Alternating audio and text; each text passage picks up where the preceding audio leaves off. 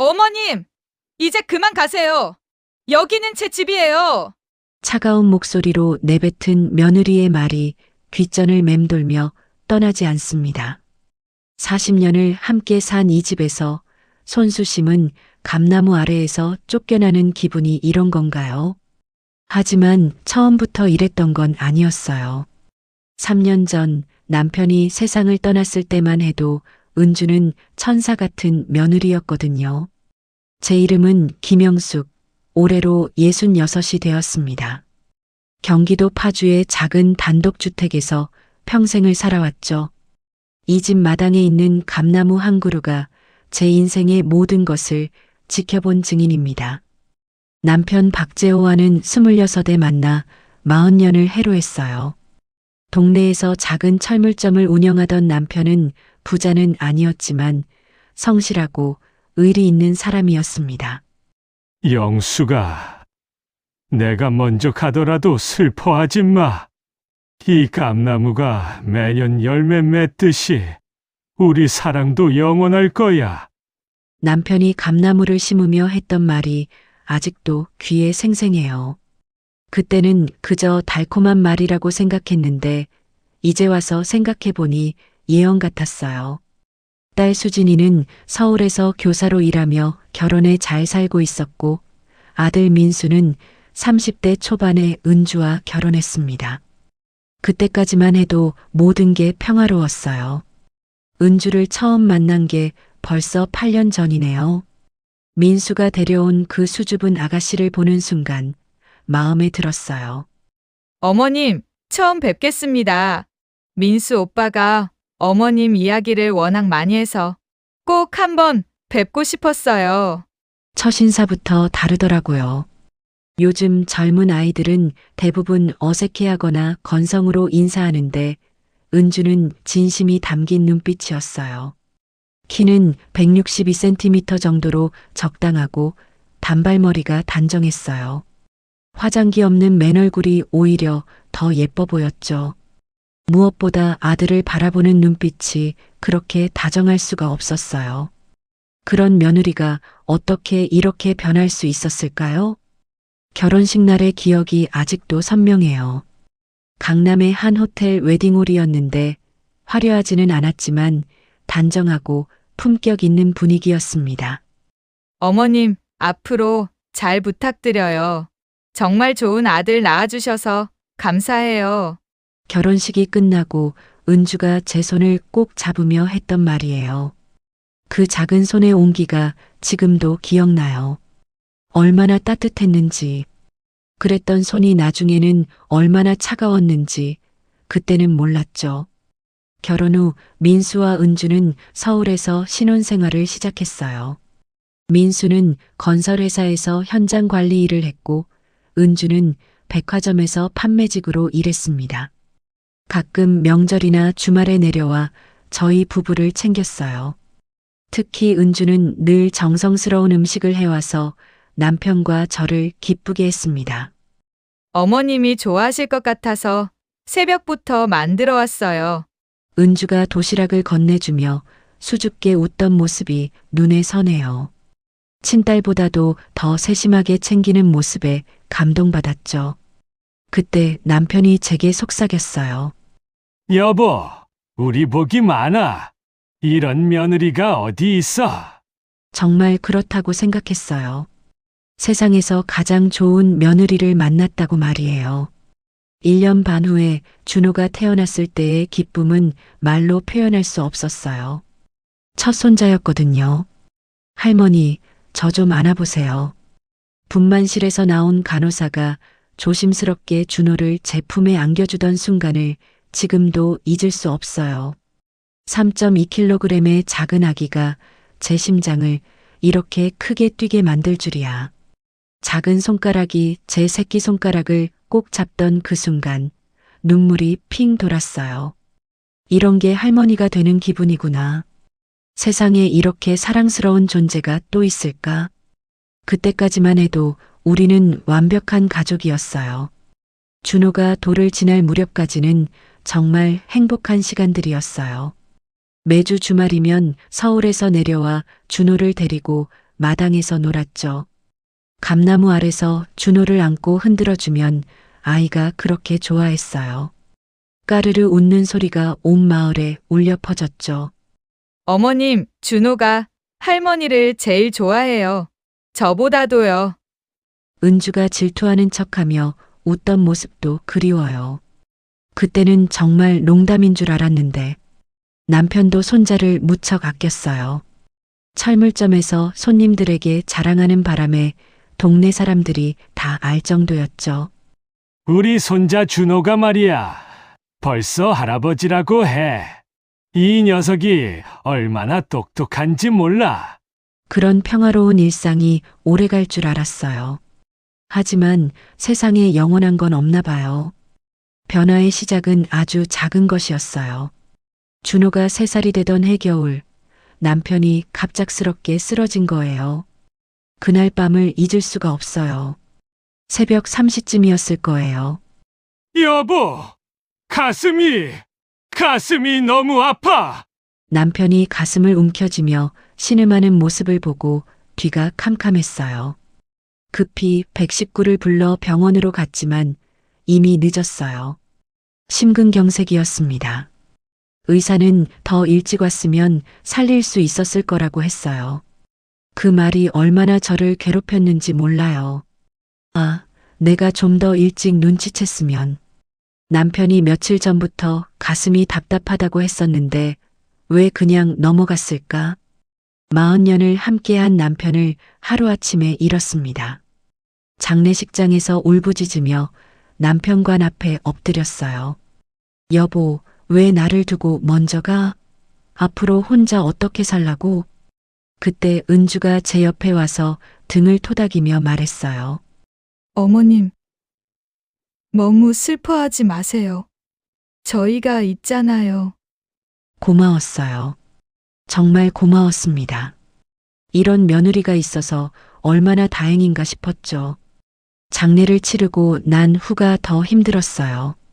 40년을 함께 산 집이 갑자기 텅 비어버린 것 같았거든요. 남편의 빈자리가 이렇게 클 줄 몰랐어요.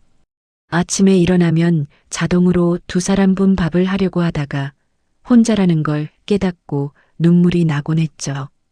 그런 저를 지켜본 은주와 민수가 어느 날 중대한 제안을 했어요. 어머님, 저희가 모시면 어떨까요? 민수가 조심스럽게 꺼낸 말이었어요. 서울 생활 정리하고 파주로 내려와서 함께 살면 좋겠어요. 어머님도 외로우시고 저희도 어머님이 걱정되거든요. 은주가 거들어 말했어요. 준호도 할머니랑 더 많이 지내고 싶어 해요. 그리고 저도 어머님께 많이 배우고 싶어요. 그 말에 가슴이 뭉클했어요. 세상에 이런 며느리가 또 있을까 싶었죠. 정말 괜찮겠니? 너희들 젊은데 나 같은 늙은이랑 사는 게 불편하지 않을까? 제가 걱정스럽게 물었어요. 무슨 말씀이세요? 가족인데요. 저희가 서울에서 월세 내며 사는 것보다 훨씬 좋죠. 민수가 활짝 웃으며 대답했어요. 네, 어머님. 제가 요리도 배우고 싶고 아이도 할머니 손에서 자라야 바르게 클 것 같아요. 은주의 말에 결심이 섰어요. 그래, 이 애들과 함께 살면 외롭지 않겠구나. 그해 봄 민수 가족이 파주로 내려왔습니다. 오랫동안 비어있던 집이 다시 생기를 찾았어요. 준호의 웃음소리가 집안을 가득 채웠고 은주는 매일 정성스럽게 차린 식사로 저를 돌봤습니다. 어머님, 오늘은 갈치조림 해봤어요. 맛이 어때요? 어머님이 해주신 게 최고예요. 이런 맛이 진짜 집밥 맛이구나. 그런 대화를 주고받으며 보낸 첫 1년은 정말 행복했어요. 민수는 파주에서 새 직장을 구했어요. 같은 건설업이긴 했지만 집과 가까운 곳이라 만족했죠. 은주는 가까운 대형마트에서 파트타임으로 일했어요. 오전에만 일하고 오후에는 집에서 준호를 돌봤죠. 어머님, 제가 일하는 동안 준호 봐주셔서 정말 감사해요. 뭘 그런 걸 감사해 하니? 내 손자인데. 그런 평범한 대화들이 얼마나 소중했는지 그때는 몰랐어요. 준호는 동네 어린이집에 다니며 새 환경에 금세 적응했어요. 아이가 워낙 활발하고 밝아서 어디서든 인기였죠. 할머니, 오늘 어린이집에서 그림 그렸어.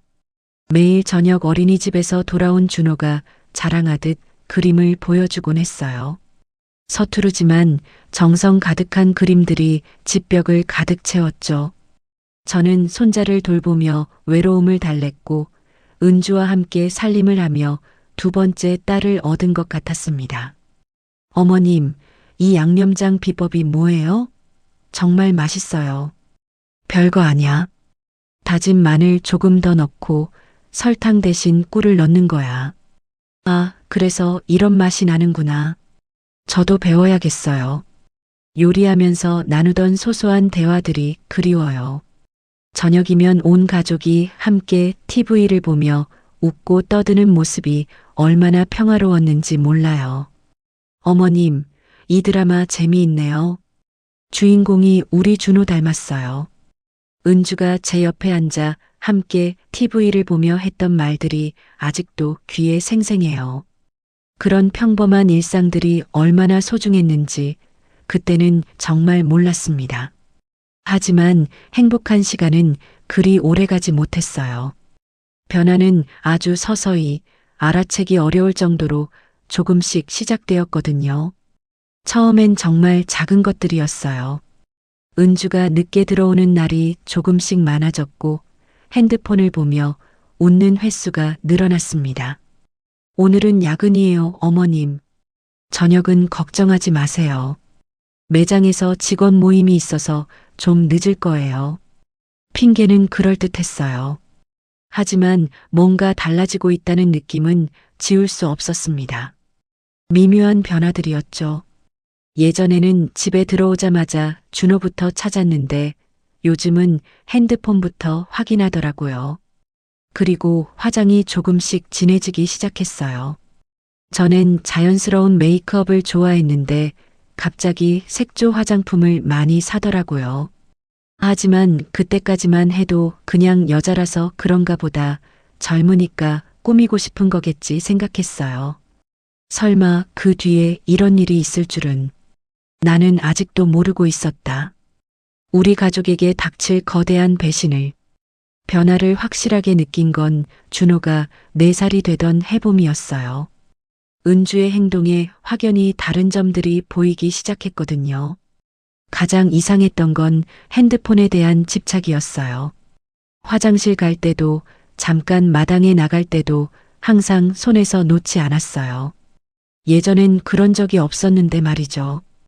은주야, 핸드폰 진동 소리가 들리던데? 어느 날 저녁 은주가 샤워하는 동안 거실 탁자에서 핸드폰이 계속 진동했어요.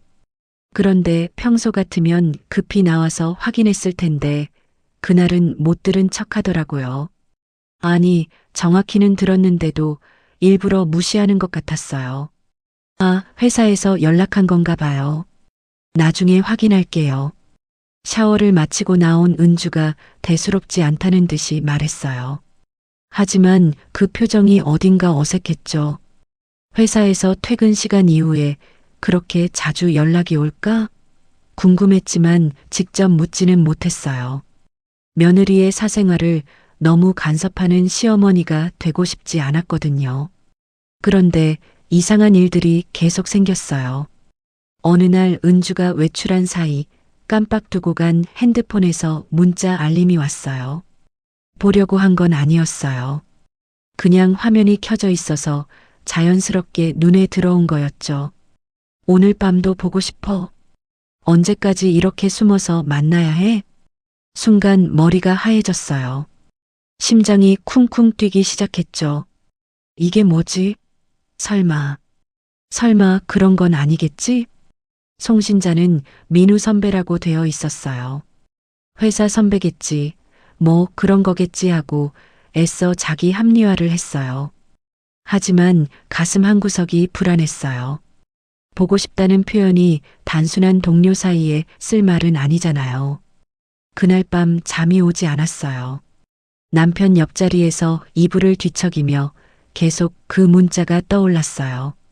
언제까지 이렇게 숨어서 만나야 해? 숨어서 만난다고? 왜 숨어서 만나야 하지? 정당한 만남이면 숨을 이유가 없잖아. 아니다, 아니야. 내가 너무 예민하게 생각하는 거야. 그렇게 스스로를 달래려 했지만 쉽지 않았어요. 다음 날부터 은주를 더 유심히 보게 되었습니다. 그러니까 더 많은 이상한 점들이 눈에 들어왔어요. 화장이 확실히 진해졌어요. 특히 립스틱 색깔이 예전보다 훨씬 선명했죠.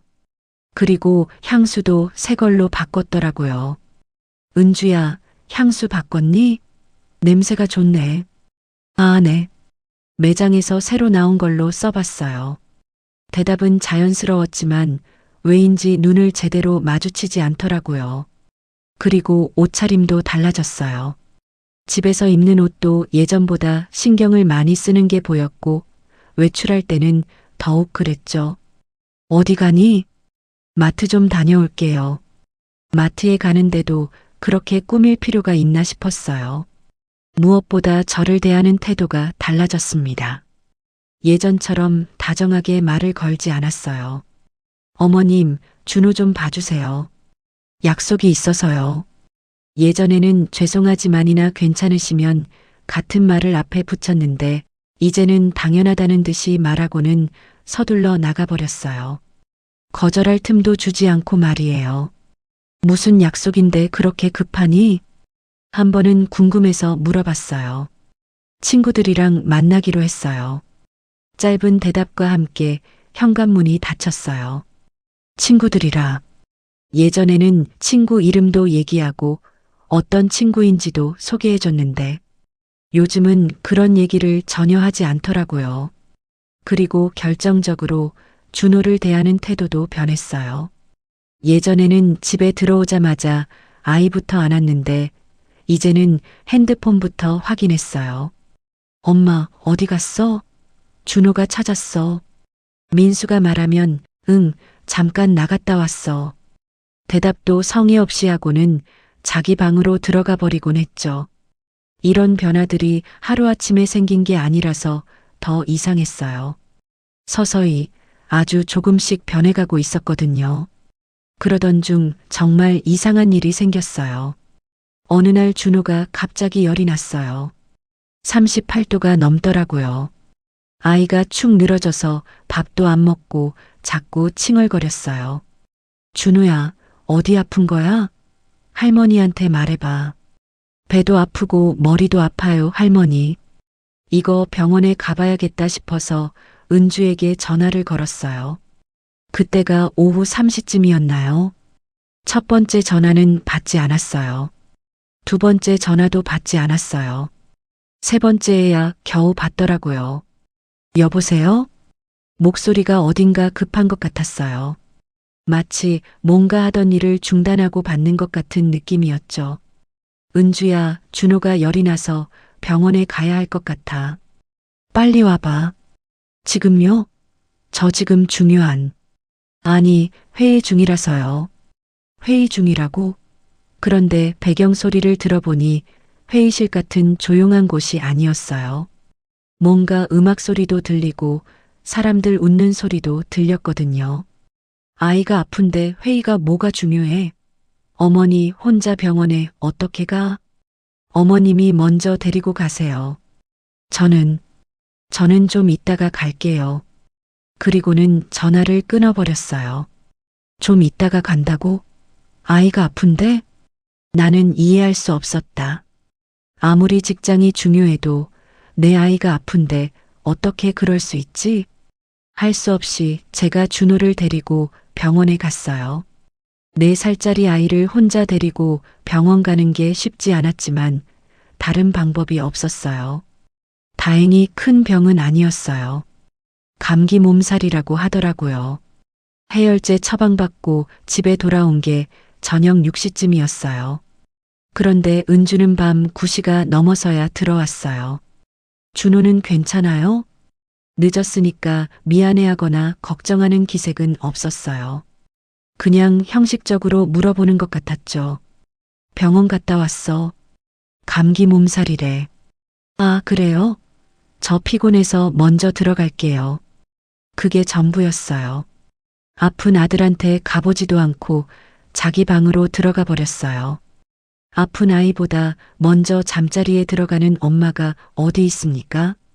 그것도 자기가 병원에 함께 가지도 않았으면서 말이에요. 그때 확신했어요. 이 아이가 변했구나. 뭔가 큰 문제가 있구나. 게다가 은주에게서 이상한 냄새가 났어요. 평소 쓰던 향수가 아닌 낯선 향수 냄새였어요. 그리고 술 냄새도 조금 났어요. 회의를 한다던 사람이 왜 술 냄새가 날까? 며칠 후에는 더 결정적인 일이 있었어요. 빨래를 하다가 은주 옷에서 남자 향수 냄새가 나는 걸 맡았거든요. 민수가 쓰는 향수와는 전혀 다른 무겁고 진한 냄새였어요. 어떻게 여자 옷에서 남자 향수 냄새가 나지? 회사에서 남자 동료와 가까이 앉아서 일했나? 하지만 그것도 이상했어요. 그렇게 진하게 뵐 정도면 정말 가까이 있었다는 뜻인데 점점 더 많은 의심이 들기 시작했어요. 그런데 민수에게 말하기가 어려웠어요. 확실한 증거도 없는 상태에서 괜한 의심을 하고 있다고 말할 수도 없고 혹시 제가 너무 예민하게 반응하는 건 아닌가 하는 생각도 들었거든요. 그래서 일단 더 지켜보기로 했어요. 하지만 의심이 든 눈으로 보니까 더 많은 이상한 점들이 보였어요. 새 옷을 자주 사 입었어요. 그것도 예전보다 훨씬 화려하고 비싼 옷들이었어요. 새 옷이네. 예쁘다. 아, 네. 매장에서 직원 할인으로 샀어요. 그런데 그 옷의 브랜드를 보니까 은주가 일하는 매장에서 파는 옷이 아니더라고요. 훨씬 고급 브랜드였어요. 직원 할인이라는 말이 거짓말인 거죠. 그럼 누가 사준 걸까? 아니면 어디서 돈을 구해서 산 걸까? 또 하나 핸드폰을 보는 횟수가 훨씬 많아졌어요. 밥 먹으면서도 TV 보면서도 계속 핸드폰을 확인했어요. 그리고 문자가 올 때마다 혼자 웃곤 했어요. 무슨 그렇게 재미있는 내용일까? 누구한테서 온 거야? 그렇게 웃으면서 보니까 한 번은 궁금해서 물어봤어요. 아, 친구가 재미있는 영상 보내줬어요. 그런데 핸드폰 화면을 제가 볼 수 없게 돌리면서 대답하더라고요. 친구가 보낸 재미있는 영상이라면 같이 봐도 되는 거 아닌가? 이런 일들이 계속 쌓이면서 저는 점점 확신을 갖게 되었어요. 은주가 다른 남자를 만나고 있다는 확신을 말이에요. 그런데 어떻게 해야 할지 몰랐어요. 민수에게 말하자니 확실한 증거가 없었고 괜히 가정에 문제만 생길 수도 있었거든요. 하지만 이대로 두고 볼 수도 없었어요. 우리 가족이 무너지고 있는데 가만히 있을 수는 없잖아요. 더 이상 참을 수 없어서 그날 밤 은주가 들어오길 기다렸다가 조심스럽게 물었어요. 은주야, 요즘 많이 바쁘니? 네, 어머님. 매장 일이 많아져서요. 그런데 혹시 다른 고민이라도 있는 거 아니니? 요즘 표정이 좀 어두워 보이던데. 사실은 표정이 어두운 게 아니라 이상하게 들뜬 것 같았는데 일단 돌려서 물어본 거였어요. 은주의 표정이 순간 굳어졌어요. 뭔가 찔린 듯한 모습이었죠. 무슨 말씀이세요? 별일 없어요. 그럼 다행이고. 우리 가족이니까 무슨 일이든 함께 의논해야지. 그랬더니 은주가 갑자기 일어서더라고요. 저 일찍 자야 해서요. 내일 아침 일찍 출근해야 거든요. 그러고는 자기 방으로 들어가 버렸어요. 그 뒤로는 저를 더욱 피하기 시작했어요. 집에서 마주쳐도 대화를 피하려고 했고 혼자 있을 때는 항상 자기 방에만 있었어요. 이상하다. 뭔가 숨기는 게 분명해. 그리고 마침내 결정적인 순간이 왔어요. 어느 토요일 오후였어요. 은주가 친구들이랑 영화 보러 간다고 하고 나갔는데 30분쯤 지나서 지갑을 깜빡했다며 다시 들어왔어요. 그런데 차에서 누군가 기다리고 있는 것 같더라고요. 차 소리가 계속 들리거든요. 궁금해서 살짝 창문으로 내다봤는데 까만색 BMW가 우리 집 앞에 서 있었어요. 운전석에는 정장 입은 남자가 앉아 있었고요. 은주가 지갑을 가지고 나가면서 그 남자와 뭔가 대화를 하는 모습이 보였어요. 그리고 차에 타자마자 두 사람이 웃으며 이야기하는 게 보였죠. 친구들이랑 만난다던 사람이 왜 남자랑 단둘이 있지? 그때 확신했어요. 제 의심이 맞다고. 하지만 여전히 어떻게 해야 할지 몰랐어요. 민수에게 말하면 가정이 깨질 수도 있고 혹시 제가 잘못 본 건 아닌가 하는 의심도 들었거든요. 그래서 더 확실한 증거를 잡기로 결심했어요. 더 이상 이런 상태로 살 수는 없었어요. 진실을 알아야 했습니다. 그날 밤 남편 사진 앞에 앉아서 말했어요. 여보, 나 어떻게 해야 할까? 우리 며느리가 이상해. 대답 없는 남편 사진만 바라보며 저는 중대한 결심을 했어요. 진실을 밝혀내겠다고. 우리 가족을 지키겠다고. 그 다음 날부터 저는 본격적으로 은주를 관찰하기 시작했어요. 의심만으로는 안 되니까 확실한 증거를 찾아야겠다고 생각했거든요. 먼저 은주의 행동 패턴을 파악해 봤어요. 언제 나가고 언제 들어오는지 무슨 핑계를 대는지 꼼꼼히 기록했어요.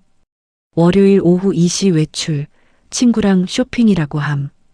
밤 8시 귀가. 화요일 오후 6시 외출, 회사 회식이라고 함. 밤 11시 귀가. 수요일 집에 있음. 목요일 오후 3시 외출, 병원 검진이라고 함. 저녁 7시 귀가. 이상했어요. 병원 검진이 4시간이나 걸릴까요? 그리고 회식이라고 했는데 옷차림이 너무 화려했어요. 특히 목요일에 나갈 때를 보니까 빨간색 원피스에 하이힐까지 신고 나가더라고요.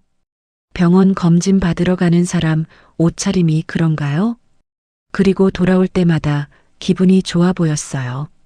콧노래를 부르기도 하고 이유 없이 웃기도 하고 마치 좋은 일이 있었던 것처럼 말이에요.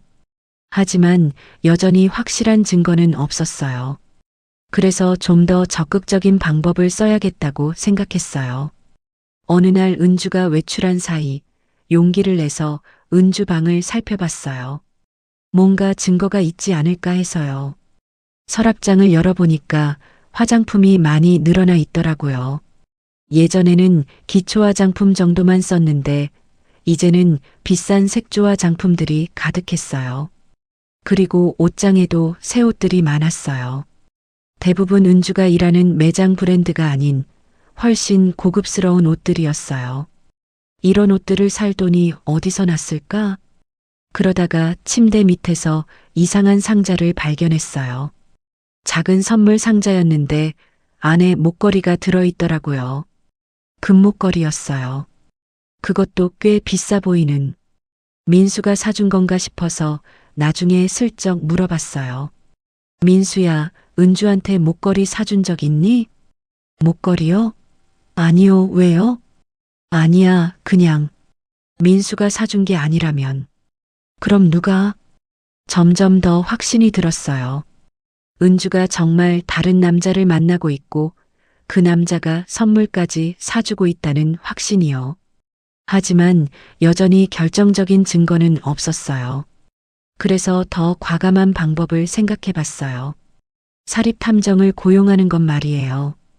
처음에는 그런 생각을 하는 제 자신이 한심스럽기도 했어요. 며느리를 미행하는 시어머니라니 이게 말이 되나 싶기도 했고요. 하지만 다른 방법이 없었어요. 이대로 두고 볼 수는 없었거든요. 인터넷으로 조심스럽게 탐정 사무소를 찾아봤어요. 생각보다 많더라고요. 그 중에서 믿을만해 보이는 곳을 골라서 전화를 걸었어요.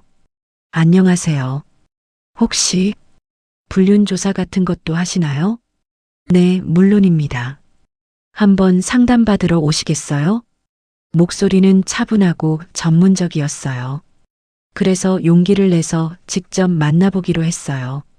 다음 날 은주가 출근하고 난 후에 서울로 올라갔어요. 탐정사무소는 강남의 한 오피스텔에 있었어요. 40대 중반쯤 되어 보이는 남자 탐정이 저를 맞이했어요. 차분하고 신중한 인상이었죠. 어떤 일로 오셨습니까? 떨리는 목소리로 상황을 설명했어요. 며느리가 이상하게 행동한다는 것, 다른 남자를 만나는 것 같다는 의심이 든다는 것을요. 확실한 증거를 원하시는 건가요? 네. 그냥 의심만으로는 어떻게 할 수가 없어서요. 이해합니다. 보통 일주일 정도 미행하면 확실한 결과를 얻을 수 있어요. 비용은 300만 원입니다. 300만 원. 제게는 큰 돈이었어요. 하지만 진실을 알기 위해서는 어쩔 수 없었어요. 증거 사진이나 동영상도 가능한가요? 물론입니다. 모든 증거를 USB에 담아서 드릴 수 있어요. 그렇게 계약을 했어요. 며느리의 사진과 집 주소, 직장 정보를 알려주고 계약금을 지불했어요. 손이 떨려서 사인하기가 힘들었어요. 정말 이런 일을 해야 하나 싶어서 마지막까지 망설였지만 이미 늦었죠. 일주일 후에 결과를 알려드리겠습니다. 집에 돌아와서도 마음이 무겁했어요. 탐정이 뭘 발견할까? 정말 제 의심이 맞을까? 아니면 제가 너무 예민하게 생각한 걸까? 그 일주일이 정말 길었어요. 평소처럼 은주와 대화를 나누고 밥을 차려주고 준호를 돌보면서도 계속 마음 한구석이 불안했어요. 은주는 여전히 이상한 행동을 계속했어요. 매일 외출하고 늦게 들어오고 핸드폰만 들여다보고 그런데 이상한 건 저를 더 의식하는 것 같다는 거였어요. 제가 쳐다보면 시선을 피하고 대화를 하려고 하면 피하려고 했어요. 혹시 제가 의심하고 있다는 걸 눈치챈 걸까요? 한편으로는 민수에게 말해야 할지 고민했어요. 아직 결과가 나오지 않았지만 이런 상황을 혼자 감당하기가 힘들었거든요. 하지만 차마 말을 꺼낼 수가 없었어요. 만약 제 의심이 틀렸다면 괜히 가정에만 문제를 일으키는 거잖아요. 그렇다고 해서 아무것도 하지 않을 수도 없었어요. 매일매일이 고문 같았거든요. 그러던 중에 또 이상한 일이 생겼어요. 어느 저녁 준호가 갑자기 물었어요. 할머니, 엄마는 왜 자꾸 다른 아저씨랑 전화해요? 다른 아저씨? 네. 엄마가 방에서 전화할 때 아저씨 목소리가 들려요. 아빠 목소리가 아니에요. 아이도 눈치챈 거였어요. 4살짜리 아이가 말이에요. 준호야, 그냥 엄마 직장 사람일 거야. 아니에요. 엄마가 웃으면서 전화해요. 직장 아저씨한테는 안 웃잖아요. 아이의 말이 가슴에 꽂혔어요. 정말 그렇더라고요. 은주가 직장 사람들과 통화할 때는 딱딱하게 말하는데 요즘에는 방에서 웃으면서 통화하는 소리가 자주 들렸어요. 그날 밤 정말 견딜 수 없어서 은주 방 앞에서 서성거렸어요. 안에서 낮은 목소리로 통화하는 소리가 들렸거든요. 그래, 나도 보고 싶어. 응, 내일 봐. 들리는 건 그것뿐이었지만 충분했어요. 그 다정한 목소리, 그 애절한 톤. 가족한테는 한 번도 들려준 적 없는 그런 목소리였어요. 더 이상 의심할 여지가 없었어요. 그리고 마침내 일주일이 지났어요. 탐정에게서 연락이 왔어요. 할머니, 결과가 나왔습니다. 직접 오셔서 보시는 게 좋겠어요. 그 목소리에서 뭔가 심상치 않은 기운을 느꼈어요. 분명히 뭔가 발견했구나. 다음 날 다시 탐정 사무소로 갔어요. 가는 길 내내 가슴이 두근거렸어요. 정말 알고 싶기도 하고 알고 싶지 않기도 하고 결국 진실을 마주할 때가 온 거예요. 탐정 사무소에 도착했을 때 제 다리는 후들거리고 있었어요. 일주일 동안 기다린 진실을 마주할 순간이었거든요. 앉으세요, 할머니. 탐정이 노트북을 열어서 사진들을 보여주기 시작했어요. 첫 번째 사진은 은주가 어떤 남자와 커피숍에 앉아 있는 모습이었어요. 두 사람은 마주보고 앉아서 손을 잡고 있었어요. 가슴이 철렁 내려앉았어요. 정말이었구나. 이 남자는 최민우라고 합니다. 32살, 같은 회사 과장이에요. 미혼입니다. 같은 회사 과장이라고? 그럼 회사에서 만난 건가? 다음 사진들이 이어졌어요. 함께 식사하는 모습, 영화관에 들어가는 모습, 백화점에서 쇼핑하는 모습, 모두 연인처럼 다정한 모습들이었어요. 특히 한 사진에서는 최민우가 은주의 이마에 입을 맞추고 있었어요. 그걸 보는 순간 눈앞이 캄캄해졌어요. 그런데 할머니, 정말 충격적인 건 따로 있습니다. 탐정이 다른 폴더를 클릭했어요. 부산 여행이라고 적힌 폴더였어요. 지난 주말에 두 사람이 부산으로 1박 2일 여행을 갔습니다. 부산 여행이라고? 그날 은주는 분명히 친구들이랑 대학교 동창회에 간다고 했었는데 사진 속에는 부산 해운대에서 손을 꼭 잡고 걷는 두 사람의 모습이 있었어요. 은주는 평소에 보지 못한 환한 미소를 짓고 있었어요. 호텔 앞에서 찍힌 사진, 레스토랑에서 함께 식사하는 사진, 관광지에서 서로 사진을 찍어주는 모습까지 완전히 연인이었어요. 결혼한 여자가 아니라 그냥 사랑에 빠진 젊은 연인 말이에요.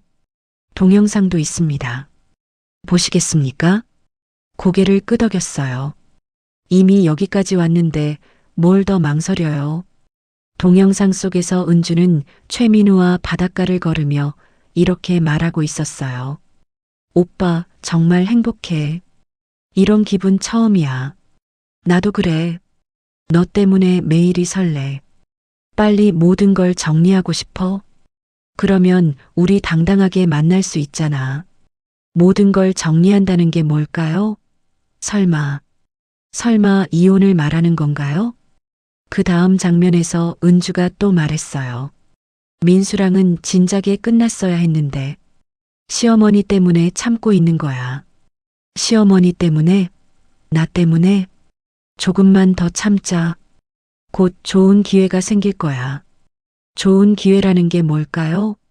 저를 어떻게 하겠다는 건가요? 더 충격적인 건 그 다음이었어요. 준호는 어떡하지? 최민우가 물었을 때 은주의 대답이었어요. 글쎄, 일단 민수가 키우게 하고 나중에 상황 보자. 준호를 버리겠다는 얘기잖아요. 자기 아들을 말이에요. 더 이상 볼 수가 없었어요. 너무 충격적이었거든요. 할머니, 괜찮으세요? 탐정이 걱정스럽게 물었지만 대답할 수가 없었어요. 목이 메어서 말이 안 나왔거든요. 모든 자료를 USB에 담아드릴게요. 증거로는 충분할 거예요.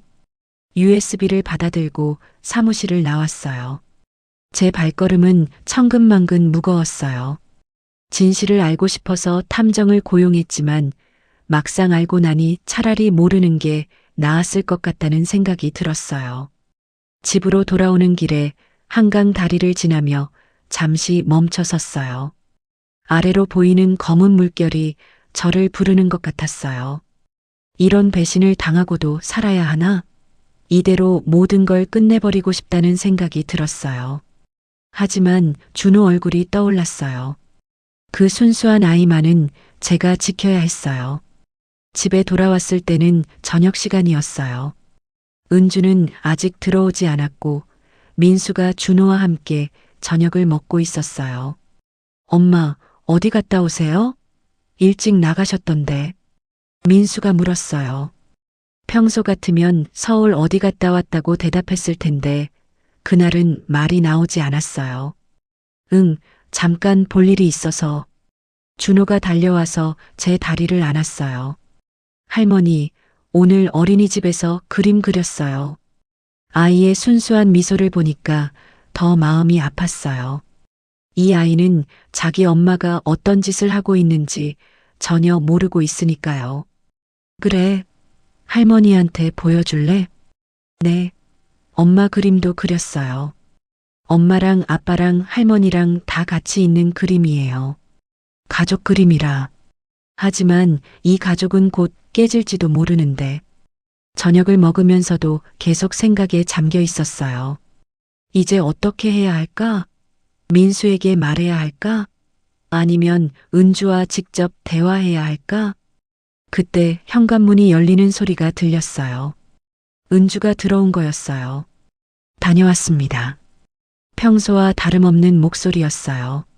마치 아무 일도 없었다는 듯이. 하지만 제 눈에는 모든 게 달라 보였어요. 그 미소가, 그 목소리가, 그 모든 게 거짓으로 보였어요. 어디 갔다 왔어? 민수가 물었어요.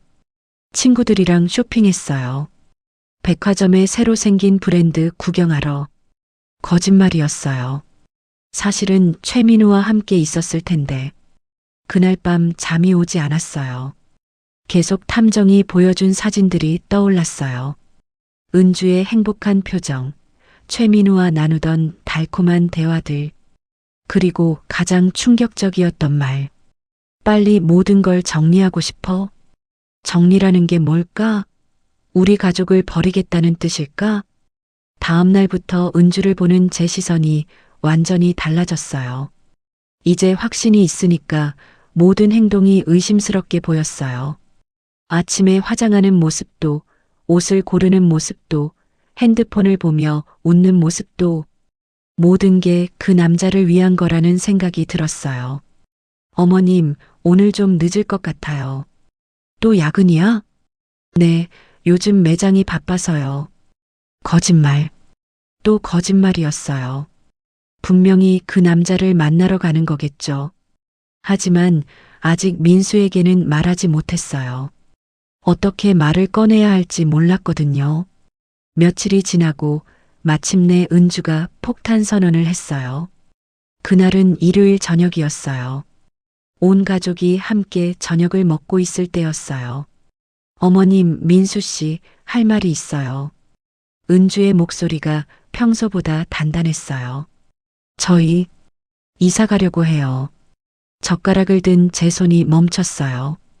민수도 깜짝 놀란 표정을 지었어요. 갑자기 이사? 왜? 민수가 물었어요. 서울로 다시 올라가려고요. 제가 좋은 직장 제안을 받았거든요. 좋은 직장 제안이라고? 아니면 그 남자와 함께 살기 위해서? 그런 얘기 언제 했어? 나한테 먼저 상의해야 할 거 아냐? 민수가 당황스러워했어요. 미안해요. 급하게 결정된 일이라서 조건이 너무 좋아서 놓치고 싶지 않았어요. 거짓말 투성이었어요. 하지만 아직 확실한 증거를 내놓을 수는 없었어요. 꼭 가야만 하니? 여기서도 충분히 잘 살 수 있잖아. 제가 간절히 물었어요. 은주가 저를 똑바로 쳐다봤어요. 그 눈빛이 예전과는 완전히 달라져 있었어요. 차갑고 결단력 있는 눈빛이었어요. 네, 꼭 가야 해요. 저희도 저희 인생이 있잖아요. 저희 인생이라고? 마치 저와 함께 사는 게 인생의 낭비라는 듯한 말투였어요. 준호는 어떻게 하고 여기 어린이집도 잘 다니고 있는데 서울에 더 좋은 어린이집 많아요. 아이 교육을 생각하면 서울이 훨씬 나아요. 모든 게 다 핑계였어요. 진짜 이유는 최민우와 함께 살기 위해서겠죠. 민수는 당황스러워했지만 결국 은주의 뜻을 꺾지 못했어요. 그래도 너무 갑작스럽다. 좀 더 생각해보자. 이미 결정한 일이에요. 다음 달 말까지 이사 가려고 해요. 다음 달 말이라고? 한 달밖에 안 남았다는 얘기잖아요. 그날 밤 잠들지 못하고 뒤척이고 있는데 민수가 제 방으로 왔어요. 엄마, 잠 안 오세요? 응, 은주 때문에 잠이 안 와. 저도 그래요. 왜 갑자기 이러는지 모르겠어요. 이때다 싶어서 조심스럽게 말을 꺼냈어요. 민수야, 혹시 은주가 요즘 이상하다는 생각 안 들어? 이상하다니요? 아니야, 그냥 뭔가 예전 같지 않다는 생각이 들어서. 민수는 한참 생각하더니 말했어요. 맞아요. 저도 그런 생각했어요. 요즘 대화도 잘 안 하고 맨날 핸드폰만 보고 그리고 외출도 자주 하고 네, 친구들이 그렇게 많았나 싶을 정도로 민수도 눈치채고 있었던 거예요. 하지만 아직 의심까지는 안 하고 있는 것 같았어요. 민수야, 혹시 말을 하려다가 멈췄어요. 아직은 때가 아닌 것 같았거든요. 뭐요, 엄마?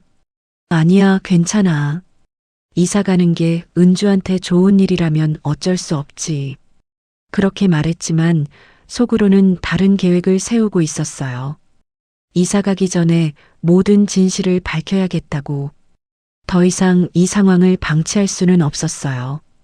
다음 날 은주가 출근한 후에 USB를 꺼내서 다시 봤어요.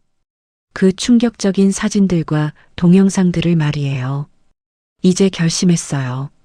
민수에게 모든 걸 말하겠다고. 하지만 그 전에 은주와 직접 대화를 해보기로 했어요. 혹시 제가 잘못 이해한 게 있을지도 모르니까요. 그날 저녁 은주가 들어오길 기다렸다가 말했어요. 은주야, 우리 둘이서 좀 대화할까? 무슨 대화요?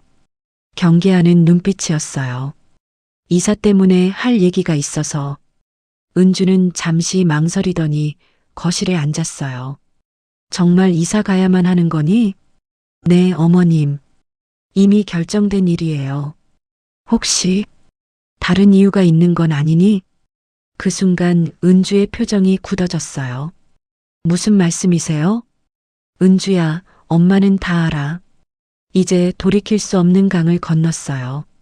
진실의 순간이 온 거예요. 엄마는 다 알아. 제가 그렇게 말하자 은주의 얼굴이 하얗게 질렸어요. 뭘 안다는 거세요? 목소리가 떨리고 있었어요. 저는 천천히 USB를 꺼내서 테이블 위에 놓았어요. 이 안에 다 들어있어. 내가 누구랑 만나고 뭘 하고 다니는지. 은주가 그 USB를 보더니 얼굴이 더욱 창백해졌어요. 어떻게 사립탐정을 고용했어? 일주일 동안 너를 미행했거든. 그 순간 은주가 주저앉듯이 소파에 털썩 앉았어요. 최민우라는 사람이지? 너희 회사 과장. 은주가 고개를 푹 숙였어요. 더 이상 변명할 수도 없는 상황이었겠죠. 부산 여행도 갔더구나. 동창회 간다고 거짓말하고. 어머님, 왜? 제 목소리가 떨렸어요. 분노와 실망과 배신감이 뒤섞여서 목이 메었어요. 왜 그랬니? 우리가 널 어떻게 대했는데? 친딸처럼 아끼고 사랑했는데? 은주가 고개를 들어서 저를 봤어요. 그 눈에는 눈물이 고여 있었지만 후회하는 표정은 아니었어요. 죄송해요. 죄송하다고? 그게 끝이야? 어머님, 저도 어쩔 수 없었어요. 어쩔 수 없었다고? 불륜이 어쩔 수 없는 일인가요? 민수한테는 언제 말할 거야? 아니면 내가 말해야 하나? 그 순간 은주의 표정이 달라졌어요. 눈물을 닦고 오히려 당당해지더라고요. 어머님이 말씀하시든지 제가 말하든지 상관없어요. 어차피 이사 가면서 이혼할 생각이었거든요. 이혼이라고? 역시 그런 생각을 하고 있었군요. 그럼 준호는 어떻게 하려고? 민수가 키우면 되죠. 차가운 목소리였어요. 마치 자기 아들이 아닌 것처럼. 내가 엄마야, 엄마. 어떻게 그렇게 말할 수 있어? 저도 행복할 권리가 있어요. 행복할 권리라고? 가족을 배신하면서 얻는 행복이 진짜 행복인가요? 민수는 어떻게 생각하고 그 애가 널 얼마나 사랑하는데. 사랑이요? 벌써 식은 지 오래예요. 우리는 그냥 의무감으로 사는 거예요. 거짓말이었어요. 민수가 은주를 얼마나 사랑하는지 제가 더 잘 알고 있었거든요. 그 남자가 뭐가 그렇게 좋아서 가족을 버려? 어머님은 모르세요. 진짜 사랑이 뭔지. 진짜 사랑이라고? 남의 남편을 빼앗는 게 진짜 사랑인가요? 어머님, 저 이제 더 이상 참을 수 없어요. 이 집에서 살면서 눈치 보고 간섭받고 지겨워요. 눈치를 봤다고? 간섭을 받았다고? 저는 은주를 친딸처럼 대했는데 언제부터였어? 언제부터 그런 생각을 했어? 오래됐어요. 아마 남편 아버지 돌아가신 후부터였을 거예요. 남편이 돌아간 후부터라고? 그때부터 우리 가족을 떠날 생각을 했다는 거예요? 그때 동거하자고 한 게도 다 거짓말이었구나. 우리를 이용한 거야. 아니에요. 그때는 진심이었어요. 하지만 시간이 지나면서 답답해졌어요. 답답했다고? 가족의 사랑이 답답했다고? 더 이상 대화할 수가 없었어요. 이 사람은 제가 알던 은주가 아니었어요. 민수한테 언제 말할 거야? 이번 주 안에요. 그럼 나는 지금부터 준호만 생각하겠어. 내가 버린 그 아이 말이야. 어머님 마음대로 하세요. 그렇게 대화는 끝났어요. 은주는 자기 방으로 들어갔고 저는 거실에 혼자 남았어요. 온몸이 떨렸어요. 분노와 실망과 절망감이 뒤섞여서 어떻게 해야 할지 몰랐어요. 3년 동안 함께 살면서 쌓은 정이 이렇게 한순간에 무너질 수 있는 건가요? 그날 밤 민수에게 모든 걸 말했어요. 은주와의 대화가 끝나고 1시간 정도 지나서였어요. 민수야, 엄마가 할 말이 있어. 뭔데요? 앉아. 민수가 심각한 분위기를 눈치채고 소파에 앉았어요. 은주 일이야. 그리고 조심스럽게 모든 걸 말해줬어요. 사립 탐정을 고용한 것, 그 결과로 나온 증거들, 오늘 은주와 나눈 대화까지. 민수의 얼굴이 점점 굳어져 갔어요. 정말이에요? 응. 여기 증거가 다 있어. USB를 건네줬어요. 민수가 떨리는 손으로 받았어요. 보고 싶지 않으면 안 봐도 돼. 하지만 알아야 한다고 생각해서 봐야겠어요. 민수가 노트북을 가져와서 USB를 꽂았어요. 그리고 사진들을 하나씩 보기 시작했어요. 처음에는 표정이 굳어 있더니 점점 절망스러운 표정으로 바뀌었어요. 이게 정말 은주예요? 사진 속의 은주는 평소와는 완전히 다른 모습이었어요. 너무나 행복해 보이는 얼굴이었거든요. 동영상을 볼 때는 민수가 고개를 숙이고 말았어요. 그만 볼게요. 민수야. 엄마, 저는 정말 몰랐어요.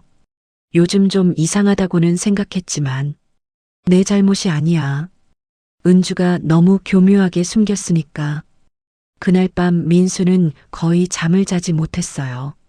새벽에 은주와 대화를 나눴는데 그 소리가 제 방까지 들렸어요. 정말이야? 정말 다른 남자가 있어? 미안해. 왜? 내가 뭘 잘못했어? 내가 부족했어? 그런 게 아니야. 그냥 마음이 변한 거야. 준호는 어떡하고 우리 아들은? 당분간 내가 키워줘. 나는 새로 시작하고 싶어. 새로 시작한다고? 3년 된 아이를 두고. 다음 날 아침 집안 분위기가 완전히 바뀌었어요. 민수는 얼굴이 상해서 말도 제대로 못했고 은주는 아예 우리와 눈도 마주치지 않았어요. 준호만 아무것도 모르고 평소처럼 행동했어요. 엄마, 아빠 왜 이래? 아픈 거야? 아니야, 준호야. 아빠는 괜찮아. 하지만 아이도 뭔가 이상하다는 걸 느끼는 것 같았어요. 그 다음 주 은주가 정말로 이사를 갔어요. 짐을 싸는 동안에도 한마디 말도 없었어요. 준호 잘 봐주세요. 마지막에 저에게 한 말이 그게 전부였어요. 이사차가 떠나는 모습을 보면서 민수가 울었어요. 35살 된 남자가 아이처럼 울었어요. 엄마, 내가 뭘 잘못했을까요? 내 잘못이 아니야. 은주가 변한 거지. 하지만 민수는 계속 자책했어요. 준호는 처음에는 엄마를 찾았어요. 엄마는 언제 와? 엄마 어디 갔어? 엄마는 잠깐 볼 일이 있어서 간 거야. 뭐라고 대답해야 할지 몰랐어요. 그렇게 저희는 셋이서 살게 되었어요. 민수와 저, 그리고 준호. 하지만 행복하지 않았어요. 민수는 우울증에 빠졌고, 준호는 엄마를 그리워했고, 저는 모든 게 제 책임인 것 같아서 괴로웠어요. 만약 제가 사립탐정을 고용하지 않았다면, 모르는 척 그냥 넘어갔다면, 하지만 그것도 해결책은 아니었겠죠. 언젠가는 터질 일이었으니까요. 한 달 후, 더 충격적인 소식을 들었어요. 은주가 그 남자와 동거를 시작했다는 거였어요. 이혼도 아직 안 된 상태에서 말이에요. 그리고 3개월 후에는 이혼 서류가 왔어요. 민수는 고민 없이 서명했어요. 더 이상 붙잡고 있을 이유가 없어요. 그렇게 5년간의 결혼 생활이 끝났어요. 이혼 서류에 도장을 찍는 민수의 손이 떨리고 있었어요. 5년간의 결혼 생활이 한 장의 종이로 끝나는 순간이었거든요. 엄마, 이게 맞을까요? 내 마음대로 해라. 엄마가 어떻게 말해줄 수 있겠니? 민수는 한참을 망설이다가 결국 도장을 찍었어요. 이제 정말 끝이네요. 그 말에 가슴이 아팠어요. 우리 가족이 완전히 부서진 거잖아요. 하지만 더 힘든 건 그 다음이었어요. 준호의 양육권 문제였거든요. 준호는 어떻게 하죠? 당분간 우리가 키우는 거야. 은주는 지금 새로 시작하느라 바쁘다고 하니까. 당분간이라고 했지만 사실은 은주가 준호를 원하지 않는다는 걸 알고 있었어요. 그때부터 정말 힘든 시간이 시작되었어요. 민수는 직장에서도 집중을 못했어요. 동료들이 걱정할 정도로 일 실수도 많이 했고 술을 마시고 들어오는 날이 많아졌어요. 민수야, 술 마시지 마. 준호가 보잖아. 미안해요, 엄마. 그런데 너무 힘들어요. 35살 된 아들이 제 앞에서 울부짖는 모습을 보는 게 얼마나 괴로웠는지 몰라요. 준호는 더 가슴 아팠어요. 처음에는 엄마가 언제 올 거냐고 매일 물었어요. 할머니, 엄마는 언제 와? 엄마는 일이 있어서 늦을 거야. 언제까지? 뭐라고 대답해야 할지 몰랐어요. 시간이 지나면서 준호의 질문은 조금씩 달라졌어요. 할머니, 엄마는 준호 안 좋아해? 그런 게 아니야. 엄마는 준호를 사랑해. 그럼 왜 안 와? 대답할 수가 없었어요. 아이는 점점 말수가 줄어들었어요. 예전에는 그렇게 활발하고 밝았는데 갑자기 조용해진 거예요. 어린이집 선생님도 걱정스럽다고 연락을 주셨어요. 준호가 요즘 혼자 있으려고 해요. 다른 아이들과도 잘 안 어울리고요. 집에서 무슨 일이 있었나요? 뭐라고 설명해야 할지 몰랐어요. 5살 아이가 이해할 수 있는 말이 없었거든요. 그런데 더 충격적인 일이 생겼어요. 어느 날 준호가 갑자기 물었어요. 할머니, 엄마가 다른 아저씨랑 살아? 뭐라고? 어린이집 친구가 그러는데 준호 엄마가 다른 아저씨랑 산다고. 아이들 사이에까지 소문이 난 거였어요. 아무래도 동네가 작다 보니 금방 퍼진 것 같았어요. 그런 말 듣지 마. 그냥 엄마는 일 때문에 멀리 간 거야. 정말이에요? 응, 정말이야. 하지만 아이의 눈빛이 예전 같지 않았어요. 뭔가 의심하고 있는 것 같았거든요. 그리고 결정적인 순간이 왔어요. 어느 토요일 오후 준호와 함께 마트에 갔는데 은주를 만난 거예요. 정확히는 은주와 최민우를 함께 만났어요. 엄마, 준호가 달려갔어요. 몇 달 만에 보는 엄마였으니까요. 하지만 은주의 반응이 이상했어요. 준호야, 안녕. 껴안아주지도 않고 그냥 어색하게 인사만 했어요. 엄마, 언제 집에 와? 엄마는 바빠서 못 가. 그 옆에 최민우가 서 있었어요. 처음 보는 사람이었는데 사진에서 본 그 얼굴이었어요. 이 아저씨는 누구야? 준호가 물었어요. 그냥 엄마 친구야. 친구라고? 동거하는 사이를 친구라고? 엄마, 나도 친구 집에 갈래. 안 돼. 너는 할머니랑 있어야 해. 차가운 말투였어요. 마치 남의 아이를 대하는 것 같았어요. 그때 최민우가 시계를 보더니 말했어요. 자기야, 우리 늦었어. 가야 해. 자기야라고? 준호 앞에서? 준호가 그 말을 듣고 이상한 표정을 지었어요. 엄마, 아저씨가 왜 자기야라고 해? 은주의 얼굴이 빨갛게 달아올랐어요. 그냥 그런 거야. 엄마, 나도 같이 가면 안 돼? 안 돼. 너는 할머니랑 집에 가.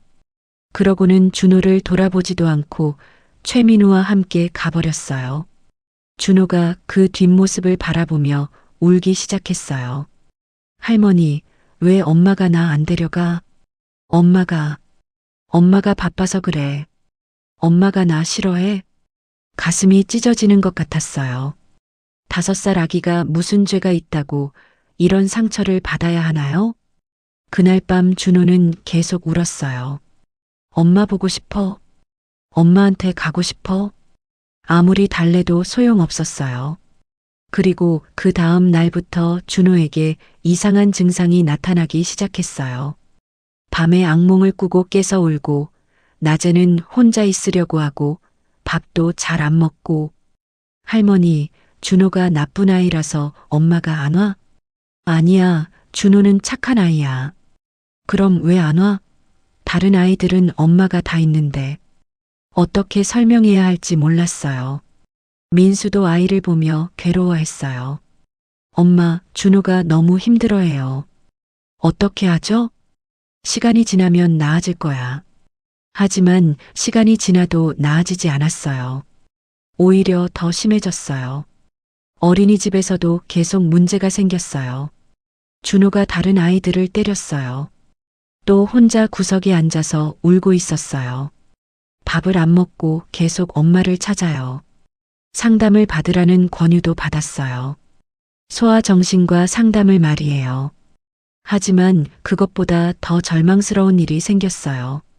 민수가 직장에서 문제를 일으킨 거예요. 엄마, 저 회사에서 잘렸어요. 뭐라고? 집중이 안 돼서 사고를 냈어요. 큰 사고였어요. 건설 현장에서 안전사고가 났는데 민수가 관리를 제대로 못해서 생긴 일이었어요. 다행히 인명피해는 없었지만 회사 입장에서는 용납할 수 없는 실수였던 거죠. 앞으로 어떻게 하려고? 모르겠어요. 이 업계에서는 소문이 나서 취직하기 어려울 거예요. 그렇게 민수는 실직자가 되었어요. 집에서 하루 종일 멍하니 있거나 술을 마시거나. 민수야, 이러면 안 돼. 준호도 있는데.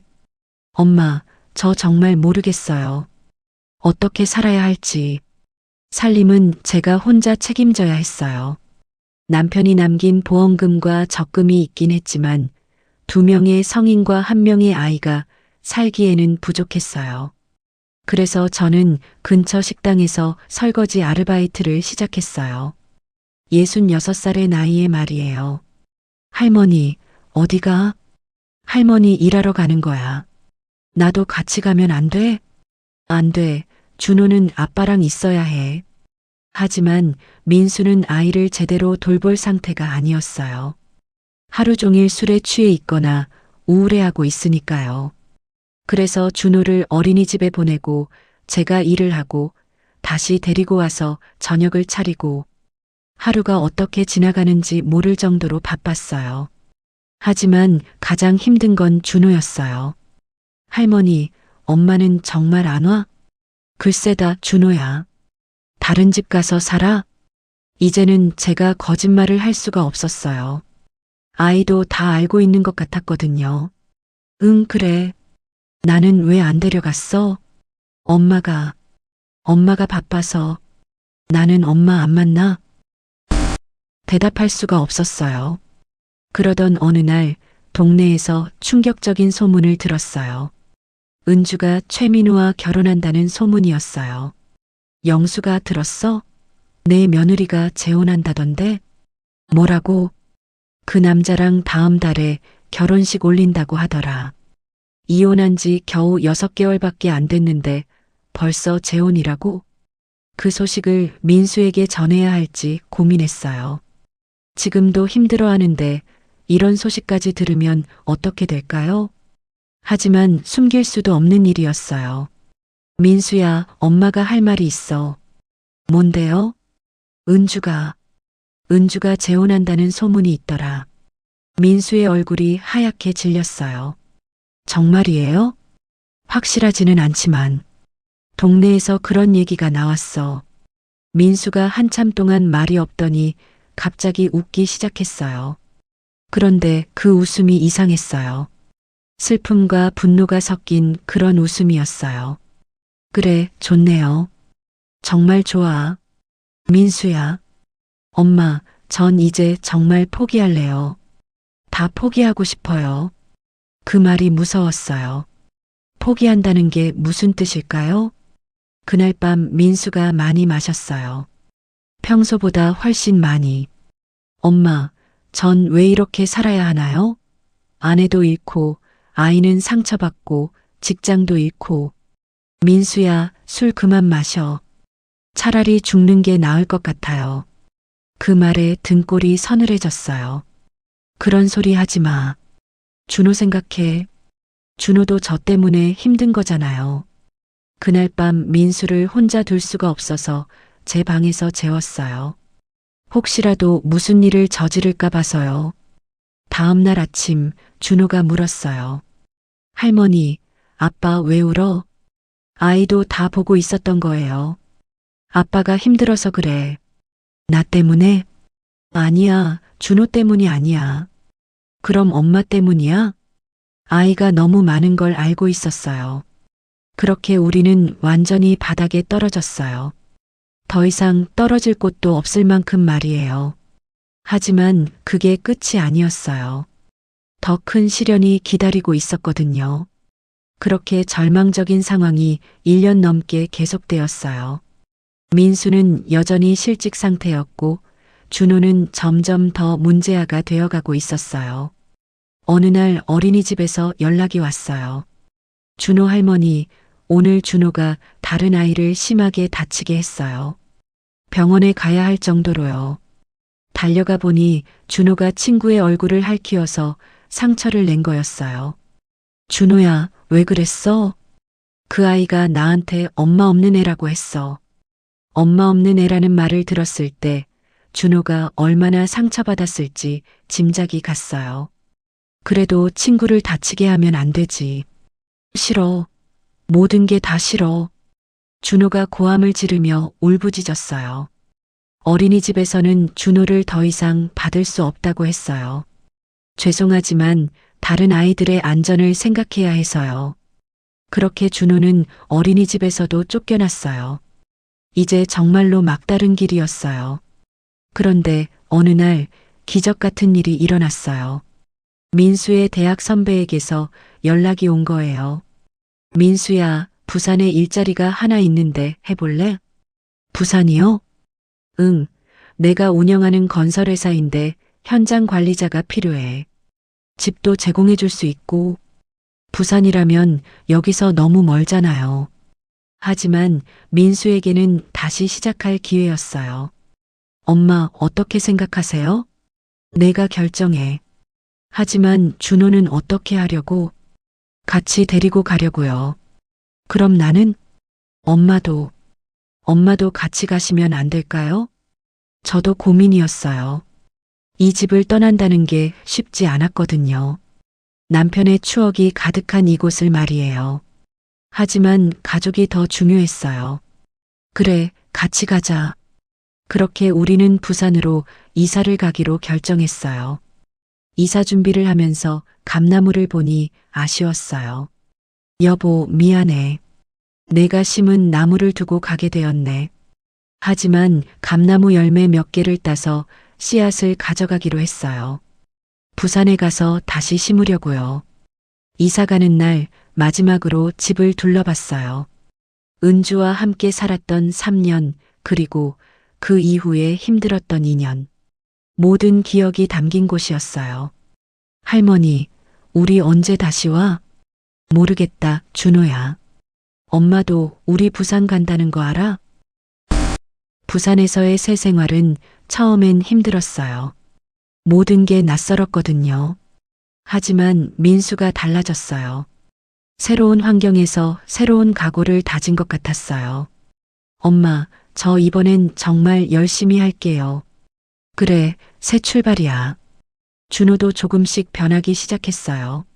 새로운 어린이집에서는 예전 일을 아무도 모르니까 괜찮았어요. 할머니, 새 친구 생겼어.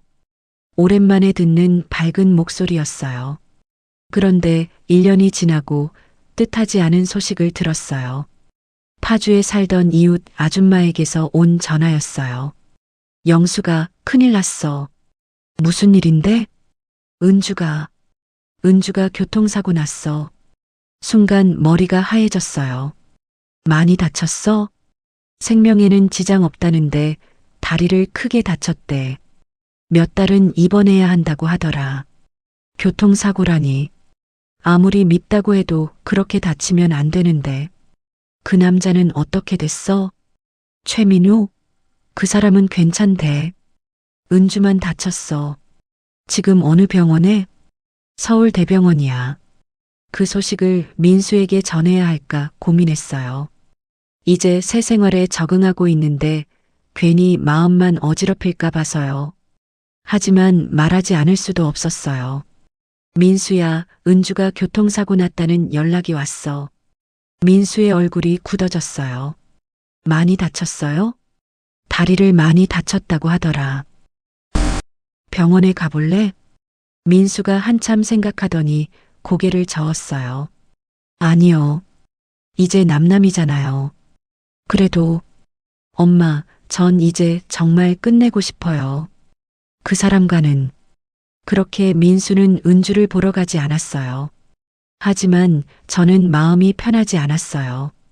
아무리 미워도 한때는 가족이었는데 혼자 병원에 있을 생각을 하니 마음이 아팠거든요. 며칠 후 결국 서울로 올라갔어요. 병원에서 은주를 봤을 때 깜짝 놀랐어요. 많이 야위어 있었거든요. 어머님, 은주가 저를 보고 눈물을 흘렸어요. 많이 아프니? 네. 다리가 많이 부러져서. 그 남자는? 민우 오빠는 매일 와요. 그래도 곁에 있어주는 사람이 있구나 싶었어요. 준호는 잘 지내요? 은주가 조심스럽게 물었어요. 응, 잘 지내. 보고 싶어요. 정말 보고 싶어요. 제가 너무 잘못했어요. 이제 와서 후회하는 거였어요. 어머님, 죄송해요. 정말 죄송해요. 이제 와서 미안하다고 해서 뭐가 달라져? 그래도 말씀드리고 싶었어요. 한참 동안 말이 없었어요. 준호 한 번만 볼 수 있을까요? 그건 민수가 결정할 일이야. 민수는 저를 용서 안 할 거예요. 당연하지. 어머님이라도 저를 용서해 주시면 안 될까요? 용서라. 그게 그렇게 쉬운 일인가요? 시간이 필요해. 그렇게 말하고 병원을 나왔어요. 집으로 돌아와서 민수에게 말했어요. 은주가 준호를 보고 싶어 해. 안 돼요. 많이 후회하고 있더라. 이제 와서 후회해서 뭐해요? 그래도 준호 엄마잖아. 엄마 자격 없어요. 진작에 포기한 사람이에요. 민수는 단호했어요. 하지만 며칠 후 예상하지 못한 일이 일어났어요. 준호가 갑자기 물었거든요. 할머니, 엄마 어디 있어? 정말 어디 있어? 왜? 꿈에서 엄마가 나한테 보고 싶다고 했어. 아이의 꿈에 은주가 나타났다는 거예요. 엄마가 아프다고 했어. 나를 보고 싶다고. 정말 신기한 일이었어요. 할머니, 엄마 만나러 가면 안 돼? 그 간절한 눈빛을 보니 마음이 흔들렸어요. 결국 민수를 설득했어요.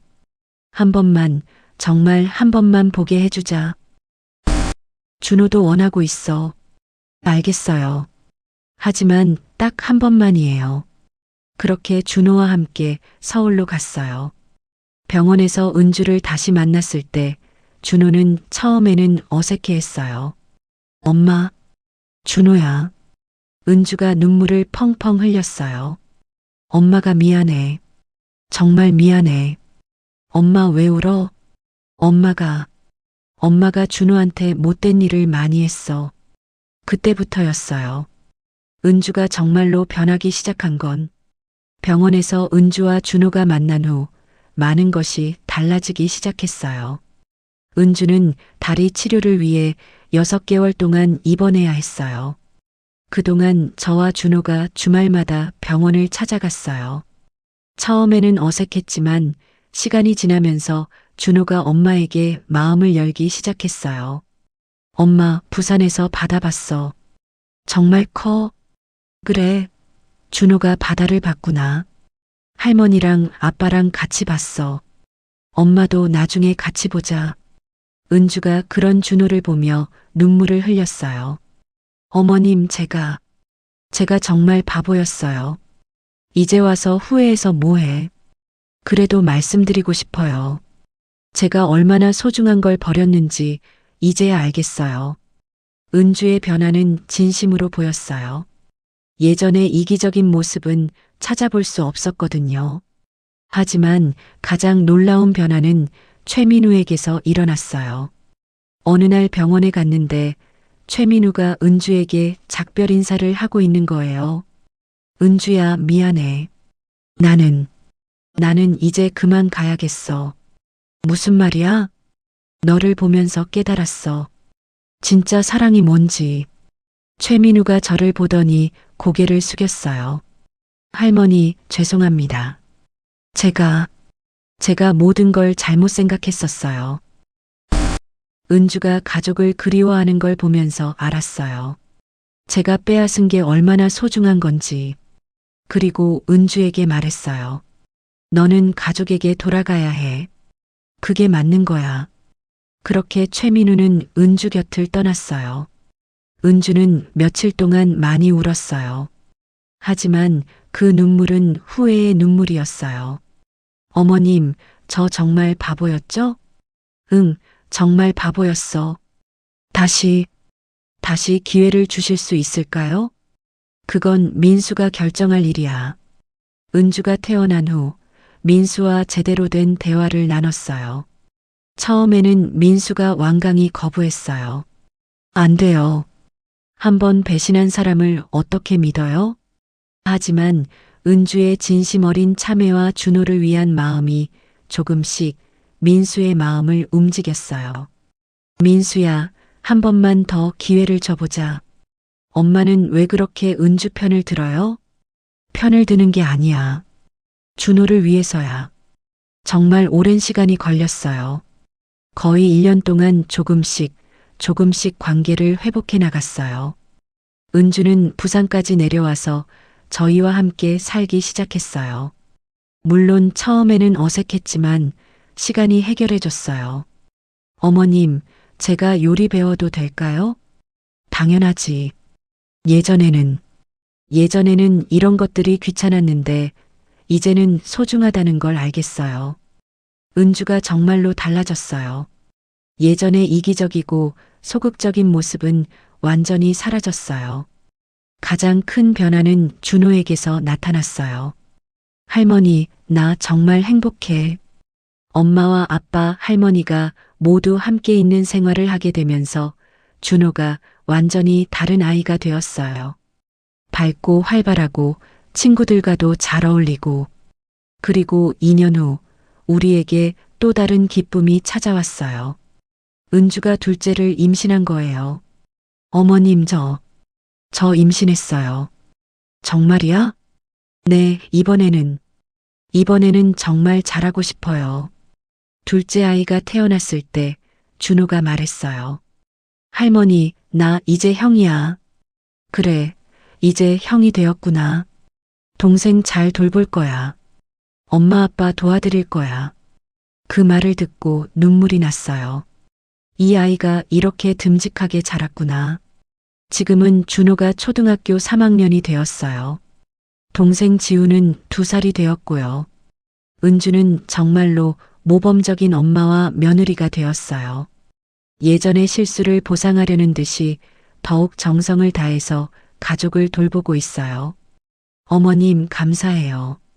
뭘 감사해? 저에게 다시 기회를 주셔서요. 이제 그런 말 하지 마. 우리는 가족이야. 민수도 다시 웃음을 찾았어요. 부산에서 사업도 잘 되고 가정도 화목하고 엄마 정말 감사해요. 내가 행복하니까 엄마도 행복해. 가끔 파주에 있는 옛집을 생각해요. 그리고 그 집 마당에 있던 감나무도요. 부산 집 마당에 심은 감나무 묘목이 이제 제법 자랐어요. 몇 년 후면 열매도 맺을 것 같아요. 할머니, 이 나무 왜 심었어? 준호가 물어봤을 때 말해줬어요. 할아버지가 심어주신 나무의 씨앗으로 키운 거야. 할아버지가? 응, 할아버지가 진짜 사랑은 시간이 지나도 변하지 않는다고 하셨거든. 우리 가족 사랑도 그래요? 그래, 우리 가족 사랑도 변하지 않아. 그 말을 하면서 감나무를 바라봤어요.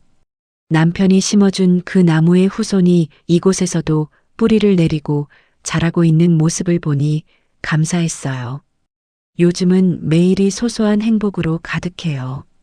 아침에 일어나면 지우가 할머니 하며 달려와서 안기고 준호는 학교 가면서 할머니 다녀올게요 하고 인사해요.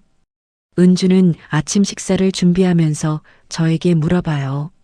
어머님, 오늘 뭐 드시고 싶으세요? 아무거나 좋아. 아무거나는 없어요. 어머님이 좋아하시는 걸로 해드릴게요. 이런 평범한 대화가 얼마나 소중한지 이제는 알아요. 민수도 저녁에 돌아와서 항상 제게 인사를 먼저 해요. 엄마, 오늘 하루 어떠셨어요? 좋았어. 지우가 오늘 할머니라고 똑똑하게 말하더라. 정말요? 우리 지우가 이제 말문이 트였나 봐요. 이런 소소한 일상의 기쁨을 나누는 게 이렇게 행복할 줄 몰랐어요. 가끔 동네 아줌마들과 이야기할 때면 제 경험담을 들려줘요. 영숙이는 정말 대단해. 그런 일을 겪고도 가족을 다시 품어주다니. 가족이니까 가능한 거죠. 그리고 진짜 후회하는 사람에게는 기회를 줘야 해요. 그래도 쉽지 않았을 텐데. 쉽지 않았죠. 하지만 아이들을 생각하면 어른들이 참아야죠. 은주는 이제 동네 사람들과도 자연스럽게 어울려요. 처음에는 시선이 부담스러워했지만 시간이 지나면서 다들 인정해 주더라고요. 소영이가 정말 달라졌네. 예전 같지 않아.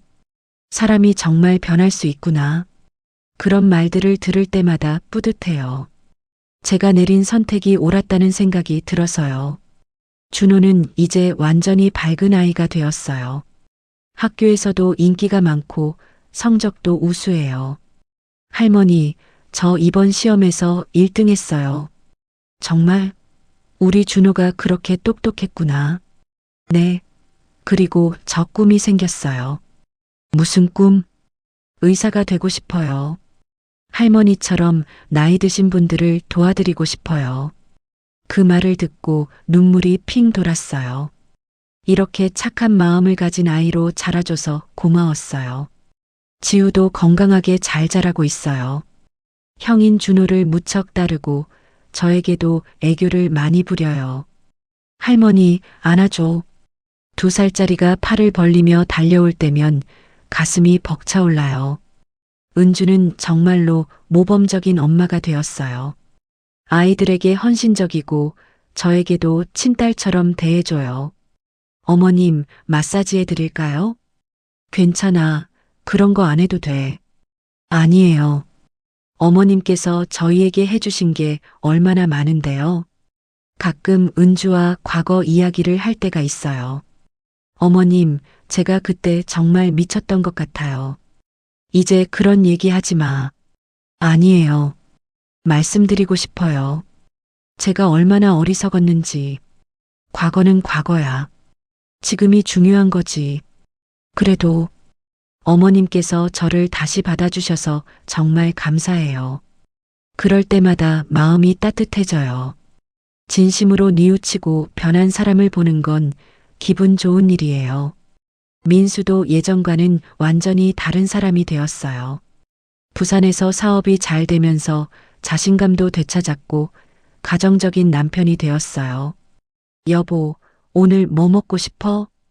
당신이 좋아하는 걸로 해. 나는 가족들이 좋아하는 게 좋아. 이런 대화를 듣고 있으면 정말 화목한 가정이구나 싶어요. 때로는 예전 파주 집이 그리울 때도 있어요. 남편과의 추억이 가득한 그곳이 말이에요. 하지만 후회하지 않아요. 가족을 위한 선택이었으니까요. 부산집 마당에 심은 감나무도 이제 제법 자랐어요. 올해는 처음으로 꽃이 피었어요. 할머니, 이 나무에 꽃이 피었어요. 준호가 신기해하며 말했어요. 그래, 이제 곧 열매도 맺겠구나. 할아버지 나무랑 똑같아요? 응, 똑같아. 할아버지의 사랑이 여기까지 온 거야. 가끔 밤에 감나무를 보면서 남편에게 말해요. 여보, 우리 가족 잘 지내고 있어. 걱정 안 해도 돼. 바람에 나무가 흔들리면 남편이 대답하는 것 같아요. 요즘 제 소원은 하나예요. 건강하게 오래 살아서 손자들이 성장하는 모습을 다 지켜보는 것. 준호가 의사가 되는 그날까지, 지우가 어른이 되는 그날까지 곁에서 지켜보고 싶어요. 그리고 언젠가 두 아이가 결혼해서 자식을 낳으면 증조할머니가 되어서 그 아이들까지 돌보고 싶어요. 어제는 준호가 이런 말을 했어요. 할머니, 저 커서 결혼하면 할머니랑 같이 살 거예요. 그래. 그런데 신부가 싫어할 수도 있어. 그럼 할머니가 좋아하는 사람이랑 결혼할 거예요. 그 말에 웃음이 나왔어요. 할머니가 좋아하는 사람? 네. 할머니처럼 착한 사람이요. 이런 대화를 나눌 수 있다는 게 얼마나 행복한지 몰라요. 지금 이 순간도 저는 감사해요. 힘들었던 시간들이 있었기에 지금의 행복이 더욱 소중하게 느껴지는 것 같아요. 사람은 실수할 수 있어요. 길을 잘못 들 수도 있고 소중한 것을 놓칠 수도 있죠. 하지만 진심으로 뉘우치고 노력한다면 다시 시작할 수 있다고 생각해요. 은주가 그랬듯이 말이에요. 물론 쉬운 일은 아니었어요. 배신감과 상처를 극복하는 데는 오랜 시간이 걸렸죠. 하지만 가족이라는 이름으로, 사랑이라는 힘으로 모든 걸 극복할 수 있었어요. 요즘 동네 어르신들께 자주 하는 말이 있어요. 힘든 일이 있어도 포기하지 마세요. 시간이 지나면 분명 좋은 일이 생겨요. 가족은 쉽게 포기할 수 있는 게 아니에요. 마지막까지 노력해봐야 해요.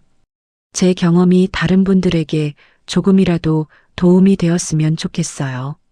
마지막으로 지금도 가족 문제로 고민하고 계신 모든 분들께 말씀드리고 싶어요.